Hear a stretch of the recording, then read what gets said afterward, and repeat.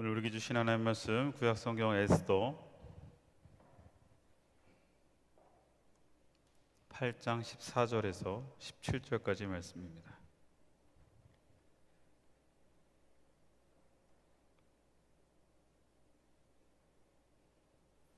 에스더서 8장 14절에서 17절, 우리 그 자리에 일어서서 오늘 우리에게 주신 하나님의 말씀 앞에 경건하게 서도록 하겠습니다. 저 여러분들이 한 절씩 교독합니다. 왕의 어명이 매우 급함에 역졸이 왕의 일에 쓰는 준말을 타고 빨리 나가고 그 주소가 도성 수산에도 반포되니라.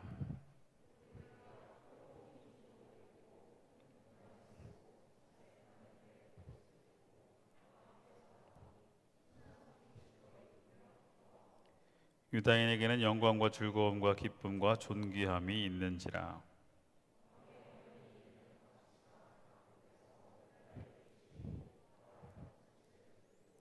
그날을 명절로 삼으니 본토 백성이 유다인을 두려워하여 유다인이 되는 자가 많더라. 아멘. 오늘 우리에게 주신 하나님의 말씀입니다. 자리에 앉겠습니다. 할렐루야. 자, 우리 서로를 축복하고 또 서로에게 인사하면서 이 시간 당신은 소중합니다 웃으면서 인사하겠습니다.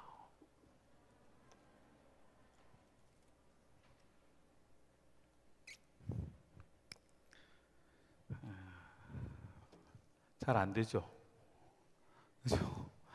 오늘 오전에 잠깐 제가 다른 교회 주일 설교가 있어서 거기에 가서 또 동일하게 근데 인사를 하자고 했더니 처음이라서 어색해 하시더라고요. 근데 참 어디 가도 동일한 것 같아요. 첫 번엔 잘 안 되는데 두 번, 세 번 하면 잘 돼요. 그죠? 근데 우리는 한 거의 몇 년을 했는데 다시 한번 좀 웃으면서 서로에게, 여러분들 우리가 오늘 이 시간 주님의 전에 나왔을 때 한 사람 한 사람들은 주님의 도구가 되어지는 줄로 믿습니다. 여러분들이 주님의 도구가 되어져서 옆에 있는 이들에게 그 마음과 주님의 사랑을 흘려보내는 겁니다. 그래서 웃으면서 다시 한번 서로에게 사명을 갖고 좀 축복합시다. 당신은 소중합니다. 할렐루야. 우리 시간 함께 찬양합시다.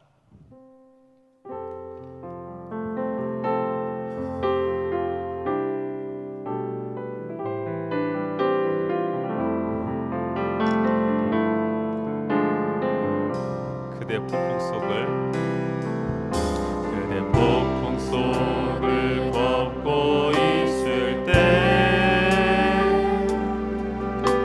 비바람을 마주해야 할 때 불빛조차 보이지 않아도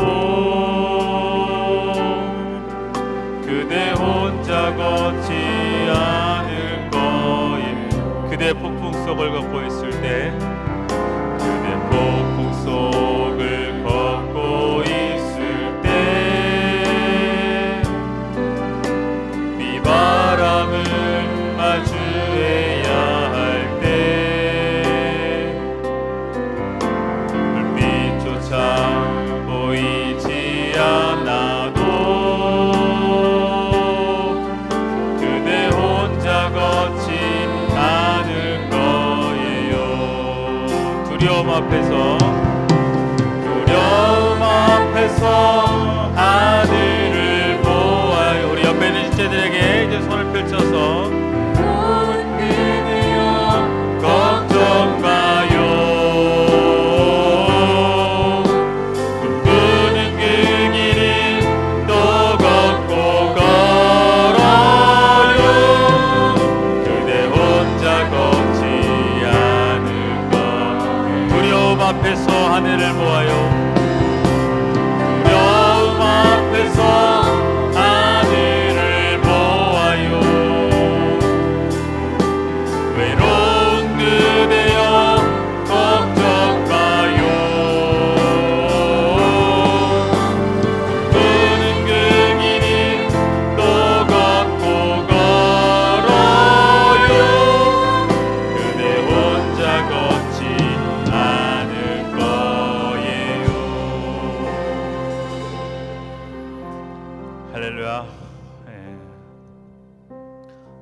안에서 늘 내가 너와 함께 하겠다 말씀하셨던 두려워하지도 떨지도 말라, 내가 너의 하나님이 될 것이다 말씀하시는 그 하나님의 음성 앞에, 또 보이지 않아도 또 나타나지 않아도 내 삶 속에 일하시는 하나님의 놀라운 섭리와 계획들을 경험하며 나아가시기를 주의 이름으로 축원합니다. 자, 우리가 지난 시간에 죽음의 조소에서 생명의 조소로 13번째 시간을 우리가 함께 하다가 말씀이 좀 길어져서 중간을 다시 한번 잘랐습니다. 그렇죠? 후반부를 우리 통합 예배 드리고 공감 예배 드리고 오늘 함께 하기로 해서 고민을 많이 했어요. 그것을 새롭게 있는 그 부분을 다시 이어서 가야 할지 아니면 새롭게 준비를 해야 될지 고민하다가 새롭게 제목도 다시 세우고 그리고 말씀을 다시 한번 좀 점검을 해서 정리를 했는데, 보이지 않아도 알아요 14번째 시간이 되겠죠 오늘은. 그래서 에스더서 8장 14절에서 17절 말씀인데, 말씀 제목을 제가 이렇게 정했습니다. 증거가 되어 사람들이 변하다 했습니다. 지난 시간 우리가 한 주 전이죠. 한 주 전인데 지난 시간 말씀을 기억하고 있는지 모르겠습니다. 어디까지 말씀이 끝났는지 여러분 기억하는지 모르겠지만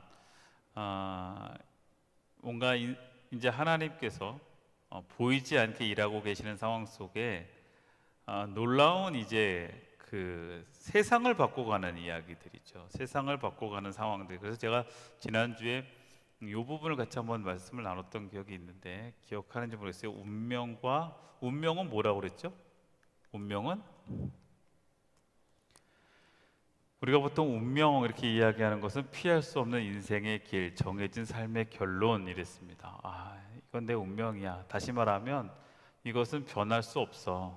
이것은 이미 답이 난 거야. 결정된 거야. 그래서 그 정해진 결론이라는 운명 앞에 우리는 좌절하기도 하고 거기에 포기해버리기도 하고 또 거기에 타협하기도 합니다. 우리에게 주어진 상황이 여러분 운명이라면 우리는 그 운명에서 더 이상 벗어날 수 없겠죠. 그러나 믿음의 사람들은 이 운명이 아닌 섭리를 믿는 사람들이라고 그랬어요. 섭리라고 하는 것은 하나님의 계획과 뜻과 그 안에 주권적인 하나님의 인도가 있다라는 거예요. 그냥 우연치 않게 아니면 나에게 정해진 어떤 운명들이 나를 끌고 가는 것이 아니라 우리의 인생의 주인 되어 주시는 하나님이 하나님의 뜻과 계획 속에서 하나님이 주도적으로 하나님이 주권적으로 모든 것을 이끌어 가신다는 거예요. 그래서 우리가 잠언 16장 9절 말씀 함께 나눴는데 다시 한번 우리가 같이 한번 합독해 볼게요. 시작.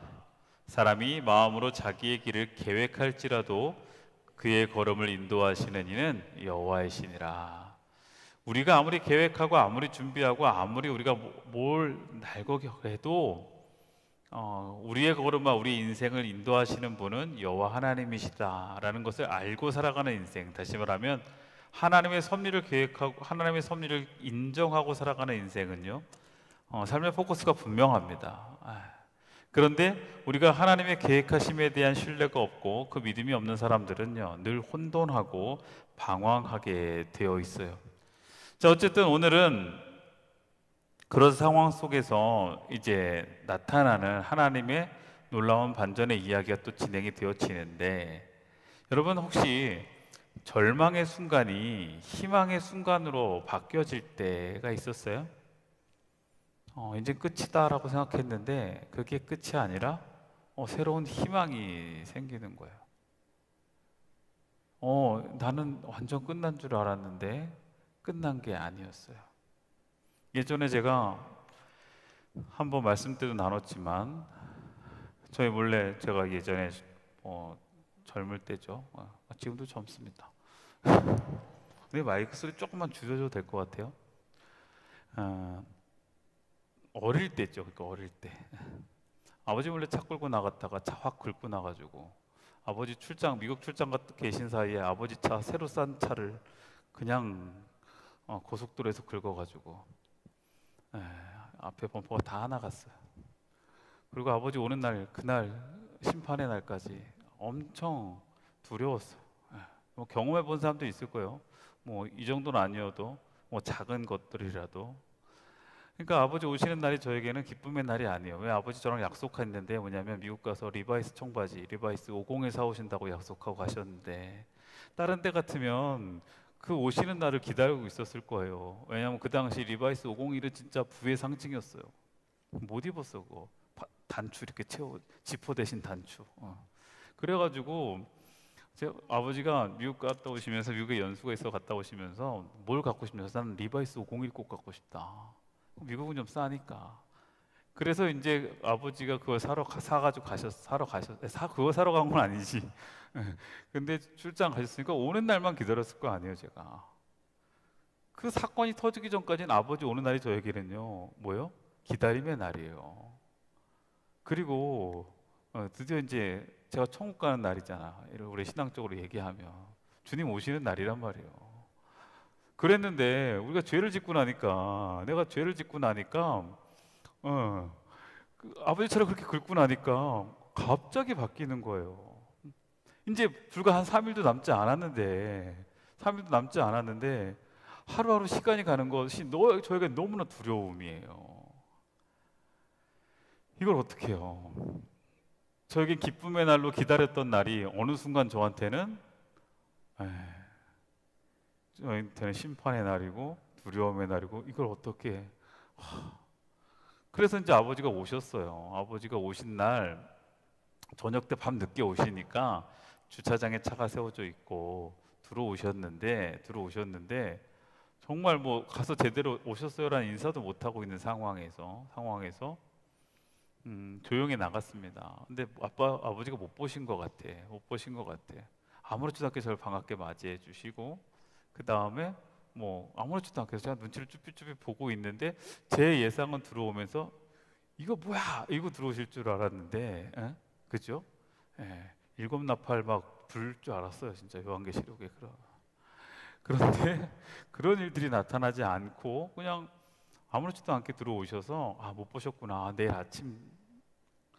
그래서 이제 아버지가 막 이제 제 동생이랑 저랑 뭐 이렇게 갔다 온 거서 선물 탁 리바이스 선물 탁 이렇게 야 이거 너 이거지 하고 딱 근데 이제 단추 딱딱딱딱 있는데 그게 저한테 하나도 기쁨이 아닌 거예요. 지금 왜 저한테는 지금 돌아올 심판이 있단 말이죠. 그래가지고 고민하다가 갖고 오는데 막 제 표정이 안 좋은지 너 왜 그러냐 그래서 아니에요. 그래서 조금이라도 더 이실 찍고 얘기를 못 하겠는 거지. 그러고 있다가 이제 다 씻고 누워서 이제 자려고 막 준비를 하고 있는데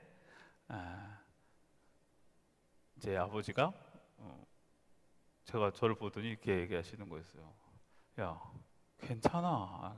알고 봤더니 이제 어머니가 얘기를 하신 거야 다. 영주가 거기 부대 신녀회 모임이 있어서 간다고 또 몰래 끌고 나갔다가 저렇게 됐다. 근데 아버지가 알고 계신데도 야 괜찮아 왜 이렇게 기죽어 있어? 그냥 고치면 되지. 절망의 순간이 다시 희망으로 바뀌었어요. 그때 여러분 어때요? 저는 그때 제 마음에 다짐했어요. 내가 좋은 아들이 돼야 되겠다. 진짜 좋은 아들 돼야 되겠다. 여러분 절망의 순간에서 희망으로 바뀌어지는 순간에 우리에게 나타나는 게 뭐냐면 변화를 경험해요. 절망에서 정말 이게 끝이라고 생각할 때 뭔가 한낮 같은 희망이 나에게 오고 내가 그 절망에서 뭔가 회복되고 그거 할 때 우리는 마음에 변화를 경험한다고요. 저도 그 순간 아버지가 괜찮아 뭐 어때 고치면 되지 들어가서 자. 제가 들어와서 입을 딱 눕고 자려고 딱 근데 잠도 안 와요. 그래서 제 마음에 진짜 몇 번을 다짐했는데 하나님 저 좋은 아들 될게요. 내가 아버지한테 잘할게. 이런 마음 먹고 한 3일 간 것 같아요. 그것도 뭐 그렇게 쉽지 않지만 우리는 늘 그렇게 어떠한 상황 속에서 우리의 변화를 겪게 되고 그 변화는 우리에게 또 다른 삶을 만들어 갑니다. 오늘 성경에 나오는 그 유다인들의 상황들이 그래요. 유다인들의 상황들이 그렇고 또 하나 그 페르시아 사람들이 또 그것을 경험하게 됐어요.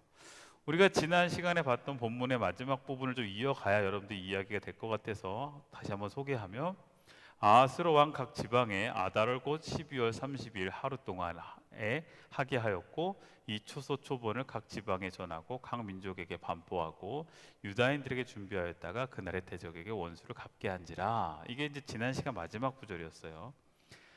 지난 시간에 뭐였냐면 결국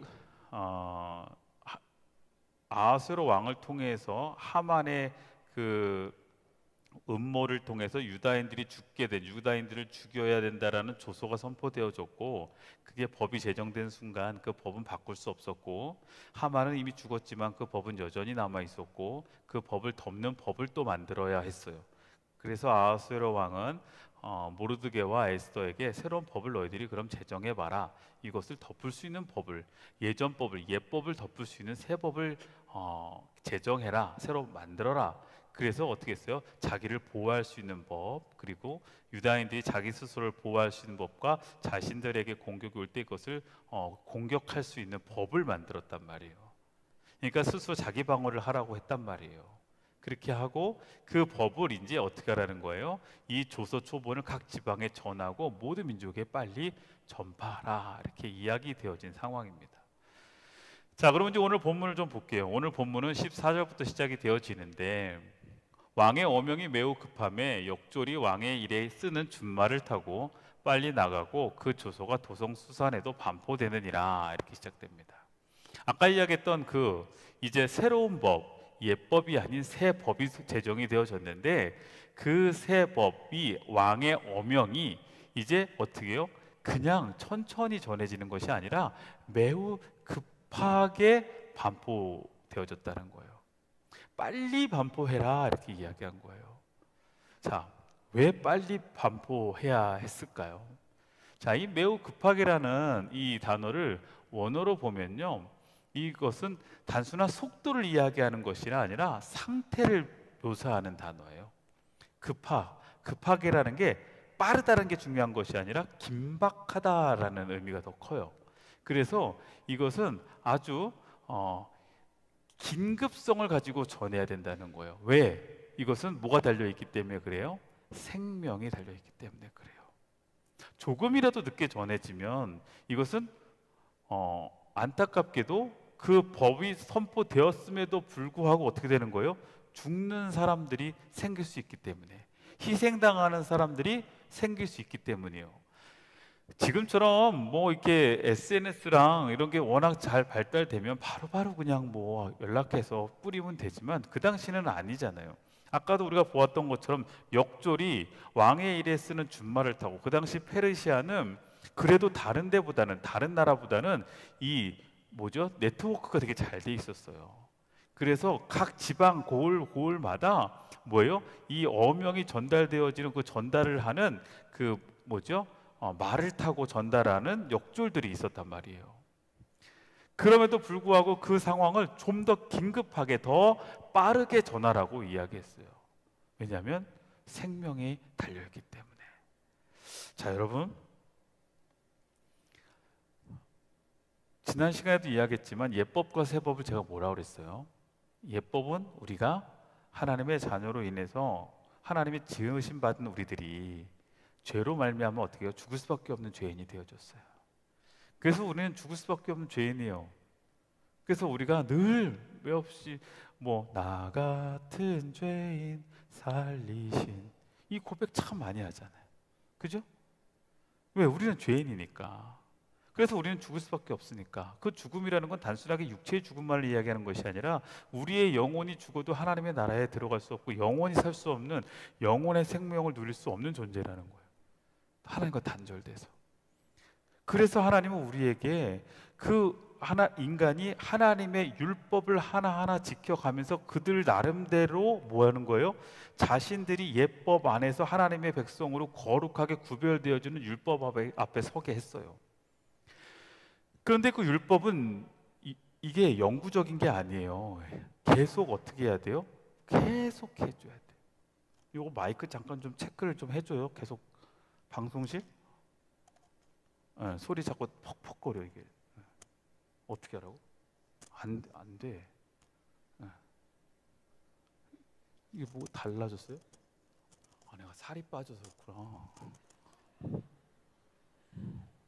예, 제가 살이 빠져가지고 지금 이게 큰가 봐. 설마. 빠졌어요, 저. 한 8kg 빠졌어요, 지금 8kg. 얼굴이 작아져가지고 그런 거예요. 이해하세요? 어제 누가 나한테 무슨 얼굴이 조망만해졌어요. 근데 지금 열받더라고. 그 정도는 아닌데. 자, 그런데 그 율법은 일회성이 있어요. 일회적인 거야. 그러니까 매번 하나님 앞에 갈 때마다 나의 죄를 대신 짊어져야 될 뭐가 있어야 돼요? 희생양이 있어야 돼요. 그러니까 여러분들이 예전 같았으면 매번 올 때마다 예배당에서 여러분 대신 죽어야 되는 희생 제물을 드려야 되는 거예요. 그게 뭐 비둘기가 됐든 양이 됐든 소가 됐든 매 순간순간마다 여러분들이요 어떤 피를 봐야 돼. 그리고 나 대신 막 뜨거운 피를 흘리는 그 희생 제물을 봐야 돼. 근데 문제는 그게 영원한 것이 아니라 그때만 또 그래요.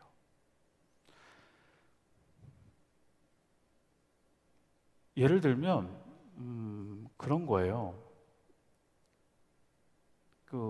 지난번에 누가 이렇게 눈썹 문신을 했더라고요. 눈썹 문신을 했어요. 요새 눈썹 문신 정말 많이 하더라고요. 저보고도 자꾸 제가 눈썹 반밖에 없다고 눈썹 문신하라고 그러는데 요새 남자 형제들도 눈썹 문신 많이 하는데 이게 영구가 있고 반영구가 있어요. 그렇죠? 그리고 보니까 하면 좀 있으면 지워지는 경우도 있고 어떤 경우는 지워지지 않는 경우도 있고 그런 것 같이 이게 뭔가 영원한 게 있고 영원하지 않는 것처럼 이 율법은 그때 하나님 앞에 나와 희생 제물을 두고 이렇게 나아갔는데 시간이 지나면 무효가 돼요. 사라져버려, 지워져 버려요. 그러니까 또 그래야 돼. 그게 예전에 예수님 오기 전에 하나님의 백성들이 하나님께 나아가는 방법이었어요. 근데 하나님은 하나님의 자녀들을 향하여 그렇게 이제 서길 원하지 않으셨어요. 그래서 새로운 법을 세우신 게 바로 예수 그리스도의 십자가의 보혈이었고 예수 그리스도의 십자가의 희생이 어린 양 되어지는 거였어요. 그 예수 그리스도를 믿는 고백으로 그 믿음으로 말미암아 우리는 어떻게 되는 거예요? 이제 영원한 반영구가 아니라 영구 문신을 한 거란 말이에요. 지금 우리가 지워지지 않는 나는 하나님의 자녀입니다 라는 문신을 한 거예요. 지우지도 않아요. 이제는. 지난번에 어떤 권사님이 너무 편하다는 거예요. 나보고 꼭 하라는 거예요. 그래서 아직 자신은 없어요. 나는 그냥 내 눈썹 갖고 살래요 이랬는데 여러분 이 자리에 이렇게 너무 편하게 나오는 게 너무 편하게 나오는 게 얼마나 큰 은혜이고 축복인지 우리가 새 법에 놓여 있는 게 얼마나 큰 은혜인지를 다시 한번 여러분들이 좀 은혜로 감격했으면 좋겠어요. 당연한 게 아니라 은혜이기에 이게 가능하다고요. 근데 우리는 늘 너무나 당연하게 여기기 때문에 이게 당연한 줄 몰라요. 우리가 지금 숨쉬고 있는 이 공기도 우리에게 감사한 거 전혀 못 느끼잖아요. 전 이번 리트릿 우리 이제 리더들이 이틀 동안 리트릿 갔다 왔거든요. 리트릿 갔다 왔는데 리트릿 동안 제가 이틀 동안 좀 몸이 안 좋았어요. 장염이 좀 걸려가지고 리더들과 함께 이제 1박 2일 리트릿을 하는데 리트릿 할 때 가장 또 중요한 건 먹는 거란 말이에요. 잘 먹여야지 리트릿 가서 리더들 고생하니까 1년 동안 또 힘내라고 그리고 또 여러분들 헌신하니까 최대한 좀 즐겁게 좀 할 수 있게 멘토님들도 후원해 주시고 그 다음에 이렇게 해서 하거든요. 그리고 함께 그렇게 하는 그 시간들이 정말 저에겐 너무 중요하기도 하고 리더들에게도 너무 중요한 시간이고 리프레시 시간이고 또 하나 되는 시간이니까. 그런데 하필 딱 출발하기 전날 제가 장염이 걸린 거예요. 너무 힘들더라고.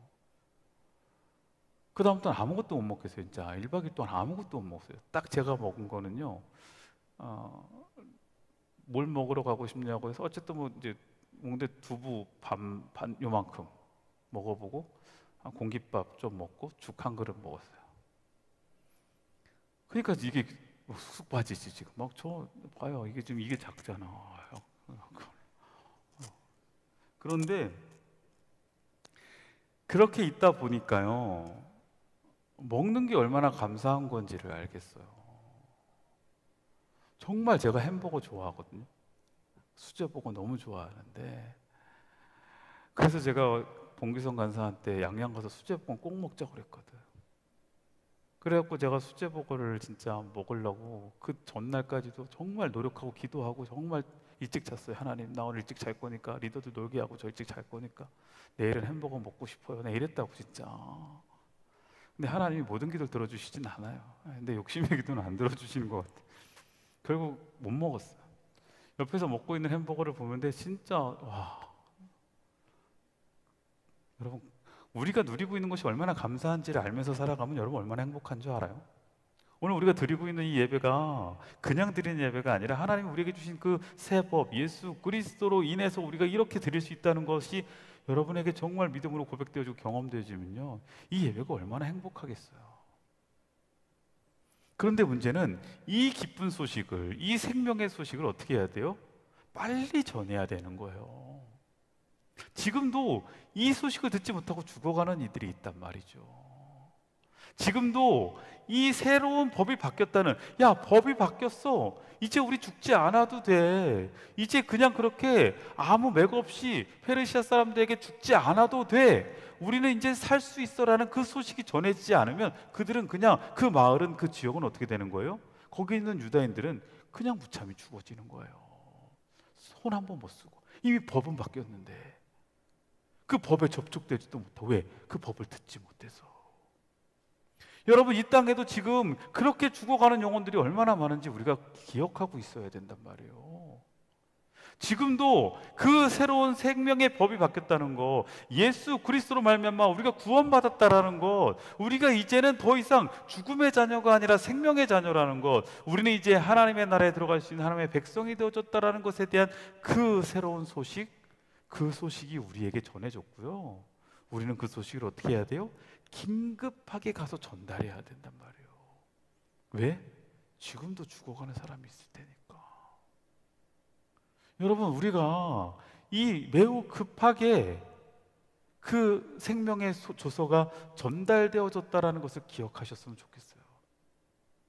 여러분 주변에 시간 많을 것 같잖아요. 그렇지만 아니라니까요. 지금 우리가 이렇게 이야기하는 동안에도 우리 주변에 그 소식을 듣지 못하고 그 소식에, 그 법에 적용되지 못해서 죽어가는 영혼들이 얼마나 많아요.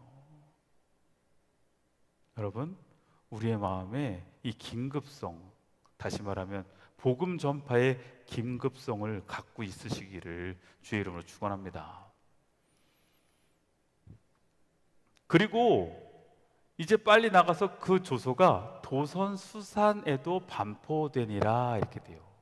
그게 어디에 반포됐다고 이야기해요? 조소가 도선 수산성에도, 수산에도 반포가 되었다라고 이야기했는데, 요 수산에 반포된 게 보면 3장 15절에도 동일하게 이 수산에 조소가 반포돼요. 역졸이 왕의 명령에 받들어 급히 나가며 그 조소가 도성 수산에도 반포되니 왕은 하만과 함께 앉아 마시되 수산성은 어지럽더라, 이랬어요. 자, 여기에도 그 조소가 수산성에 반포되는데, 여러분, 우리 이제 에스더를 처음부터 쭉 왔으니까 이 에스더 3장 15절의 이 조소와 이 에스더 8장 14절의 조소가 다른 조소라는 걸 알 수 있어요. 어떤 조소죠? 3장 15절의 조소는 하만이 뭐예요? 유다인들을 진멸시키라는 그 조소였고, 8장 14절은 이제 유다인들이 그 공격에서 자기를 방어하며 공격할 수 있다라는 조소란 말이에요.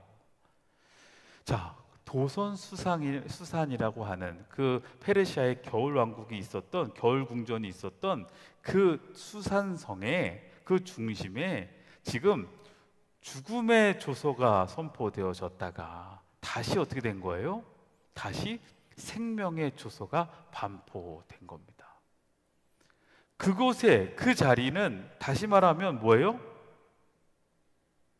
이 수산이라고 하는 의미는 한번 볼까요? 도선 수상에 반포된다는 이 의미는, 첫째는 이 장소는 공식적인 선포의 자리예요. 왕궁이 있는 자리.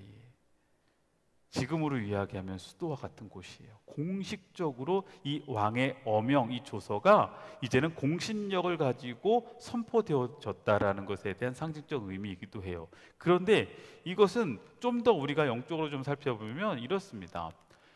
죽음의 조서가 반포된 곳에서 생명의 조서가 반포됐다는 것을 우리가 좀 봐야 돼요. 절망의 순간이었던 것이었던 곳이 다시 어떻게 돼요? 우리에게 생명의 조서가 시작되어지는 곳이에요. 여러분, 우리의 삶에도 수산이 있어요. 신앙의 수산은 어딜까요? 여러분, 우리 믿음의 수산은 어딜까요? 그 시작점, 죽음의 시작이었는데 그것이 생명의 시작이 되어져요.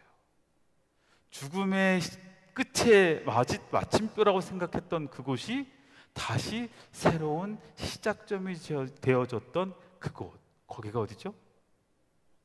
어딜까요? 십자가죠.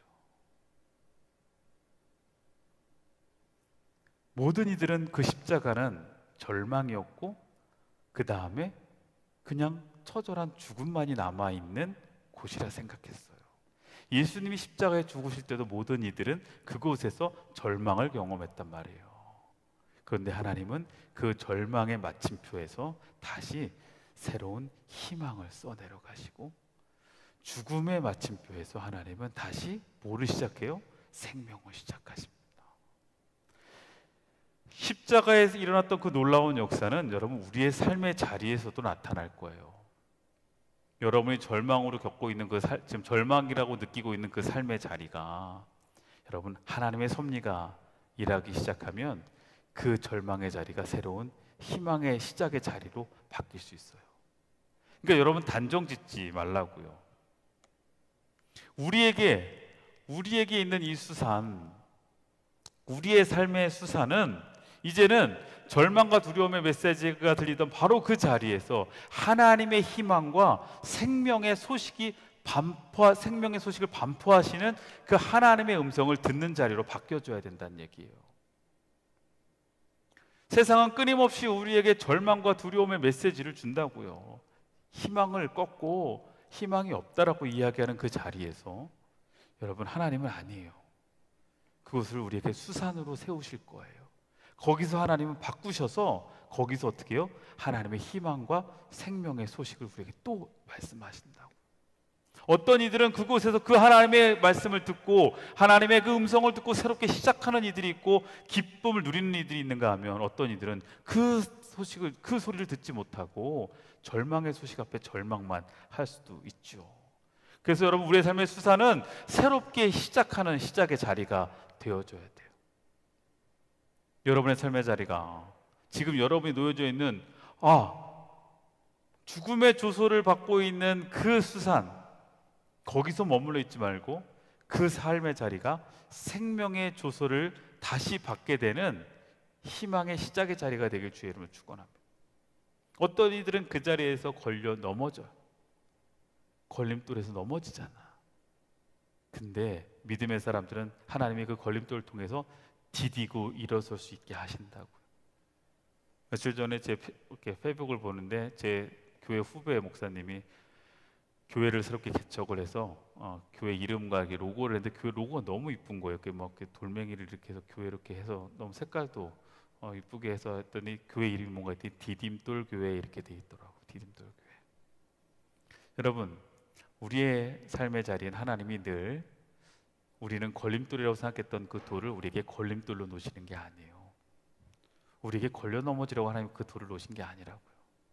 처음에는 걸림돌인 것 같아서 원망하지만 믿음으로 그 자리에서 하나님의 음성을 듣고 믿음의 시선을 가진 사람들은요 다시 재발견돼요. 이건 걸림돌이 아니구나, 디딤돌이구나. 그래서 믿음의 사람들은요 그 걸림돌이라고 느꼈던 그 걸림돌에서 넘어져 포기하는 게 아니라 넘어졌을지라도 다시 일어서서 그 걸림돌을 디디고 나가는 거예요.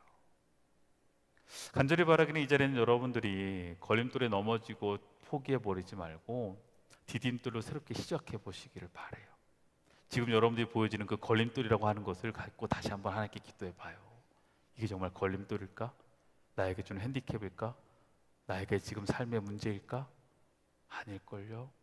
하나님이 섭리가 역사하시면 여러분 그 상황과 그 문제는 여러분들에게 디딤돌이 될 수 있습니다. 그래서 하나님은 그렇게 새롭게 시작하시죠. 우리 이사야 43장 18절에서 19절 우리 같이 한번 읽어볼까요? 시작.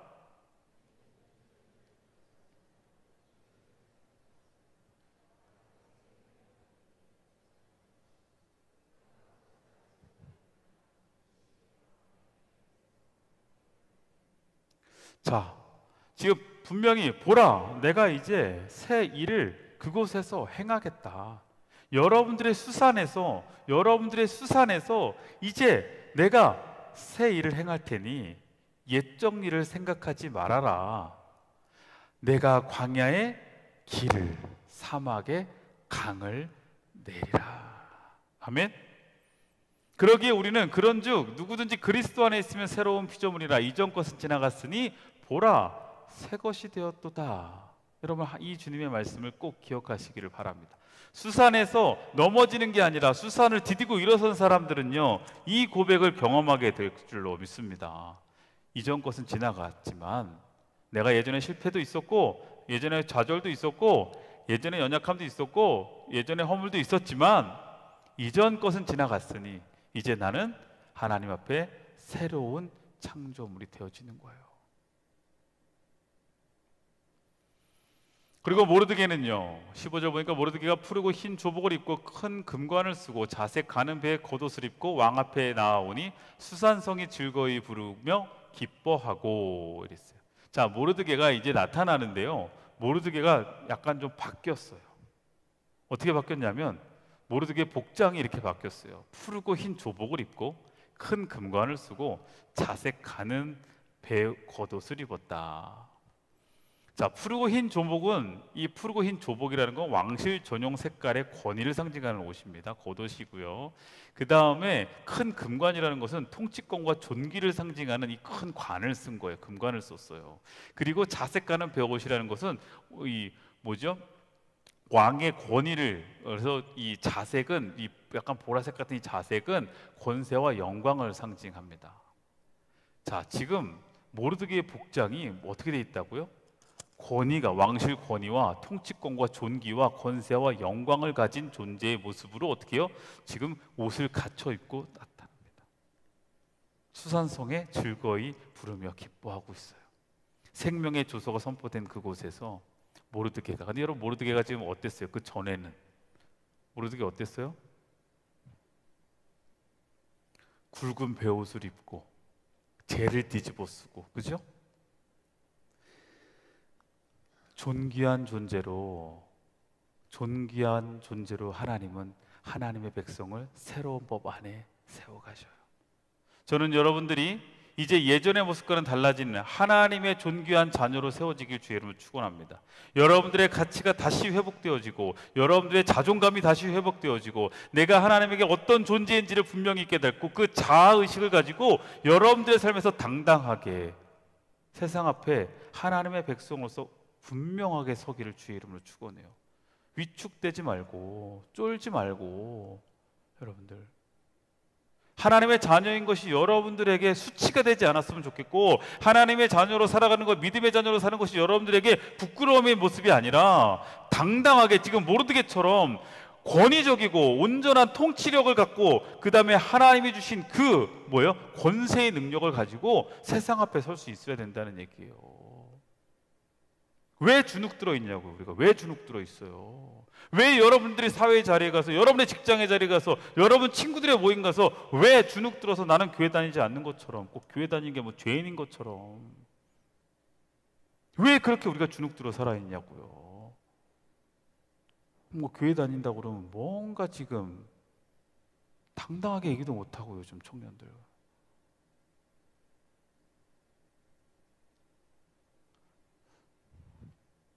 우리 교회 청년들은 그렇지 않지만, 우리 교회 청년들은 그래도 차 새로 사면 십자가 다는 거 막 줄 서서 달아달라고 그러잖아요, 우리는. 그래서 참 감사해요. 근데 그 얘기를 했더니 어떤 아는 후배 목사가 그거 너무 좋다고 자기도 하겠다는 거예요. 그래갖고 십자가를 이제 자기네 교회에서 하겠다는 거예요. 그래서 해도 되니? 뭘 나한테 묻니? 내가 뭐 설마 뭐라 부르겠니? 하라고 했어요. 근데 우선 저도 저희 청년 공동체에서 그거 좀 해보려고 한대. 그래서 해라고 그랬어요. 어떻게 하니? 네 마음대로 해라. 뭐 방식이 있니? 그래서 나는 이렇게 하는데 그럼 목사님 마음대로 하세요. 그냥 그래서 했는데 얼마 전에 전화가 왔어요. 근데 왜 우리 교회 청년들은요 저한테 십자가 달아달라는 말을 안 하죠?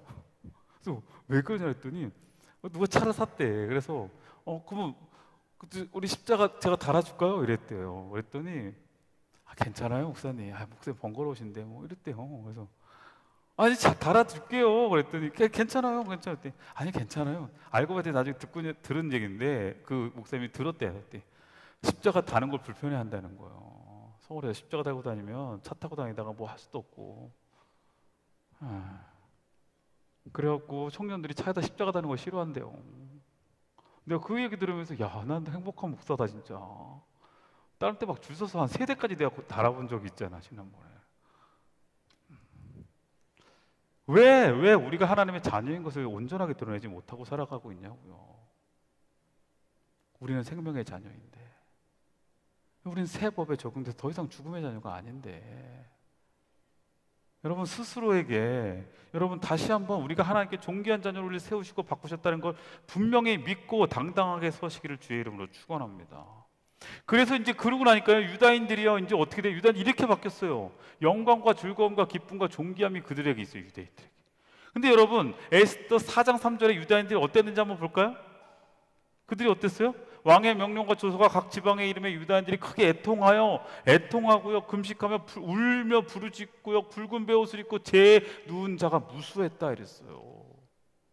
죽음의 조서가 선포되었을 때 그들은 어땠어요? 애통해했고 울며 부르짖고 있었고 금식하고 있었고 제 막 뒹굴고 있었다고요. 그랬던 그들이 이제 하나님께서 그들을 통해 새로운 법을 제정하시고 하나님께서 하나님의 섭리 안에 놓여지니까 그들이요 영광과 즐거움과 기쁨과 존귀함에 서 있는다는 거예요. 여러분 우리가 새 법 앞에 놓여졌다면 우리가 예수 그리스도 안에 있다면 우리가 누려야 될 것은 영광과 즐거움과 기쁨과 존귀함이요. 여전히 그리스도 예수 안에서 우리가 여전히 애통해하고 울며 부르짖고 있는 게 아니라 우리가 주눅 들어 있는 것이 아니라 이제는 당당하게 하나님 앞에 우리가 하나님의 자녀로 세상을 향해 그렇게 나아갈 수 있어야 돼요.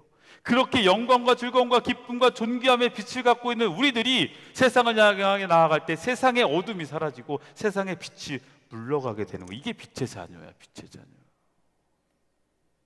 빛의 자녀라고 하는 것은 어둠을 향해 어둠을 무서워하는 것이 아니라 빛은 그냥 어둠을 가면 어둠이 물러가야 되는 거예요.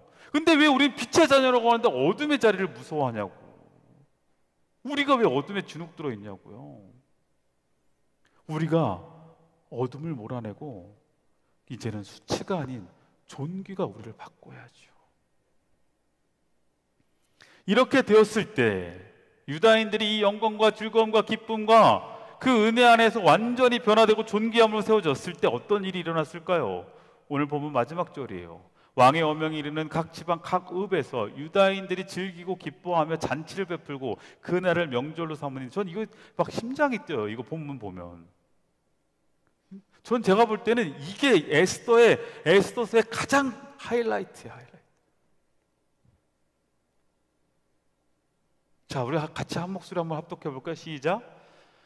왕의 어명이 이르는 각 지방 각 읍에서 유다인들이 즐기고 기뻐하여 잔치를 베풀고 그날을 명절로 삼으니 본토 백성이 유다인을 두려워하여 유다인이 되는 자가 많더라. 아멘. 지금 이 에스더서에서 우리가 어디에 포커스가 맨 처음에 있었어요? 처음에 막 에스더가 왕후가 되고 모르드게가 갑자기 반전돼서 막 바뀌고 하만이 죽은 거에 통쾌하고 막 우리 이랬죠. 이게 에스더서의 이 하이라이트 같았지만 아니요. 그 모든 것들이 지금 이렇게 지금 만들어가는 하나님의 놀라운 역사로 어떻게요? 정말 죽을 수밖에 없었다고 생각했던 그들이 새로운 생명을 얻게 되고 새로운 법 앞에 놓여졌더니 그들은 너무 기쁘고 즐겁고 행복해서 잔치를 벌려요. 그들의 존귀함이 막 세상에 드러나요.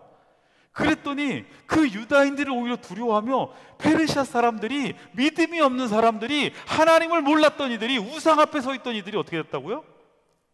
그들을 보면서 그들이 증거가 되어져서 유다인이 되더라.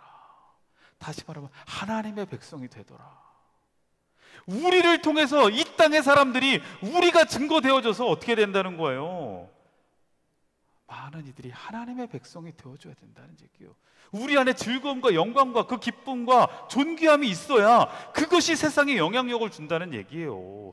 우리가 그냥 주눅 들어가지고 그냥 애통해하고 있고 맨날 이러고 있고 수치심을 느끼고 있고 이런 우리들 향해 누가 지금 우리를 통해서 하나님에게 돌아오겠냐고요. 그럼 우리는 어디에 있어야 돼요?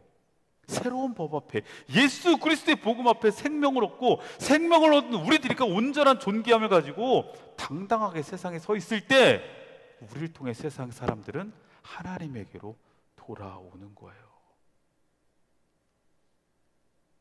유다인을 두려워하다. 이 두려워하다라는 것은요, 압도적 공포와 경외심을 표현해요. 원어적으로 보면 그냥 무서운 게 아니라 압도적인 공포와 더 나아가 경외심. 그래서 그들은요, 하나님이 하신 이 일을 보고, 하나님이 하신 이 일을 보고 그들은 어떻게 된 거예요? 하나님이 두려워진 거예요. 하나님이 지금 전혀 이 에스더서에는 전혀 나타나지 않아요. 언급되어 있지 않아요. 그런데 페르시아 사람들은요, 하나님의 섭리, 보이지 않는 그 손길과 이끄심을 통해서 하나님을 두려워하게 됐어요. 왜? 유다인들이 하나님을 고백하며 하나님께 나아갔던 그 믿음의 모습을 보면서 이들이 바라보고 있는 하나님이 두려워진 거예요. 그 하나님을 두려워하고 경외하면서 그들은 어떻게 됐어요? 하나님의 자녀가 되어진 겁니다.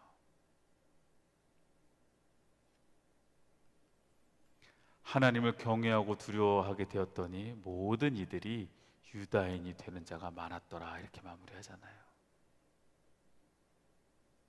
여러분의 삶을 통해 여러분의 주변에 있는 이들이 하나님을 보아야 돼요. 우리가 하나님의 증거가 되어줘야 된다고. 여러분, 하나님은요, 우리를 통해 세상을 향한 구원의 문을 여십니다. 그러기에 우리는 증거되는 삶을 살아야 돼요. 증거되는 삶을 살고 그 삶을 통해 하나님을 증거해 내야 됩니다. 오늘 아까 이거는 제가 후반부에 마지막에 막 마무리하다가 마무리 다 해놨는데, 아까 청년들이랑 얘기하다가 갑자기 로비스트 얘기가 나와가지고 내가 다시 급하게 넣었어요. 하나님의 로비스트가 되라. 여러분, 로비스트가 뭐죠? 로비스트, LOBBYIST. 지난번에 보니까 스펠링 틀렸다고 또 뭐라고 막 하는 친구들이 또 있더라고요. 자, 로비스트 뭐죠? 이익단체와 입법부를 연결해주는 중간 매개자예요. 어려운 얘기인데 쉽게 얘기하면 로비의 로비스트의 로비는 말 그대로 로비예요. 로비. 이 로비스트의 시작은 제가 찾아보니까 뭐 두 가지 설이 있는데, 영국에서 시작이 되었다, 뭐 미국에서 시작이 되었다 얘기하는데, 결국은요, 이 백악관하고 국회의사당 사이에 호텔이 하나 생겼는데 그 호텔 로비에 많은 정계 인사들이 모이기 시작하는 거예요. 그러니까 거기에서 서로 간에 뭘 해요? 이제 우리에게는 로비스트라는 것이 뭔가 좀 부정적이잖아요. 그런데 미국은 이 로비스트가 되게 합법적입니다. 그리고 우리가 생각하는 약간 뭔가 이런 부정적인 이런 게 아니라, 이 로비스트들은 분명한 목적을 가지고 어떠한 단체, 그 뭐 기업이면 기업이 어떠한 더 좋은 것을 위해서 정부와 이렇게 사람과 연결해주는 이런 매개체 역할이 로비스트거든요. 근데 제가 그래서 우리 증거가 되는 삶이 뭘까 생각해 보다가 이게 바로 하나님 나라의 로비스트가 아닌가 싶다라는 생각을 해봤어요. 왜냐하면 이 하나님 나라의 로비스트는 하나님과 잃어버린 영혼을 어떻게 해요? 중개해 주는 사람. 지금도 아직 예법 앞에서 그들이 하나님을 알지 못하고 그들이 죽어가고 있다면 그들에게 우리는요, 로비를 해야 돼. 로비를 해야 돼. 아까 어떤 분이 로비를 어떻게 해야 되냐니까, 그때 뭐 얘기 나오다는데 일단 먹을 거 주고 막 좀 잘 좀 해라 이러다가 이제 나왔던 것 같은데, 친절을 베풀고 사랑을 베풀고 그 사람의 마음을 어떻게 해요? 사는 거예요. 그 마음을 사서 그 사람이 나에 대한 호감이 생기면 그 내가 연결해주는 그 누군가에게 뭐예요? 신뢰를 갖게 되는 거예요. 이게 로비스트의 역할이에요. 내가 누군가에게 마음을 사기 위해서 어떻게 해야 되겠어요? 로비를 해야 돼요. 근데 로비를 우리 부정적으로 생각하지 말고 내가 이 하나님 나라의 로비스트는 뭐 해야 될까요? 사랑을 전하고, 그죠? 그 사람에게 내가 선행을 베푸고, 때로는 따뜻한 말 한마디, 때로는 내가 살아가고 있는 모습들을 통해서 그들이 나를 어떻게 해야 돼요? 신뢰하는 거예요. 나를 신뢰하면 내가 연결해주는 하나님, 내가 믿고 있는 하나님, 내가 고백하고 있는 하나님을 그들에게 연결해 줄 때 그들은 나를 신뢰해서 그들을 잡는 거예요. 나를 통해서 하나님을 잡게 만들어야 된다고. 우리 주변에 여러분 주변에 믿지 않는 사람들이 나를 통해서 내가 아무게 너라면 너가 믿는 하나님 나도 믿고 싶어. 너가 고백하는 하나님 나도 고백하고 싶어. 너가 의지하고 있는 그 하나님 나도 의지하고 싶어. 너가 그렇게 사랑하는 하나님 나도 한번 사랑해보고 싶어 라는 그런 마음을 가질 수 있도록 우리가 어떻게 해야 돼요? 하나님 나라의 로비스트가 돼야 된다고.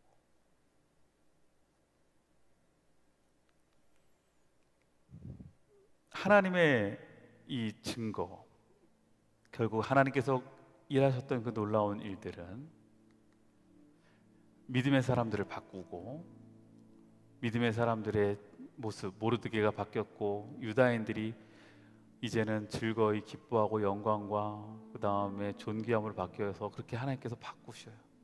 그렇게 믿음의 사람을 바꾸시고 더 나아가서 믿어야 할 사람을 바꾸신다는 거예요. 하나님의 증거를 통해서 믿음의 사람들이 바뀌면, 내가 바뀌면 나를 통해서 믿어야 할 사람들이 바뀌어집니다.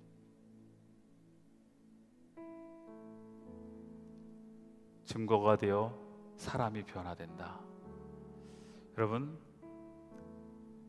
그 믿음이 우리에게 정말 영향력 있게 다가왔으면 좋겠고, 그것을 통해 우리는 세상을 향해 정말 그러한 하나님의 증거로, 또 하나님의 놀라운 생명의 역사의 시작으로 그렇게 쓰임받을 수 있기를 주의 이름으로 축원합니다.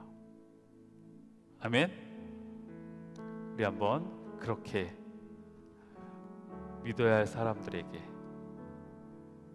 믿어야 될 사람들에게 도구가 되어지는 하나님 나라의 로비스트 되시기를 주의 이름으로 축원합니다. 우리 함께 기도합시다. 우리 시간 함께 기도하실 때 오늘 말씀 안에서 기도하며 나아가길 소망합니다.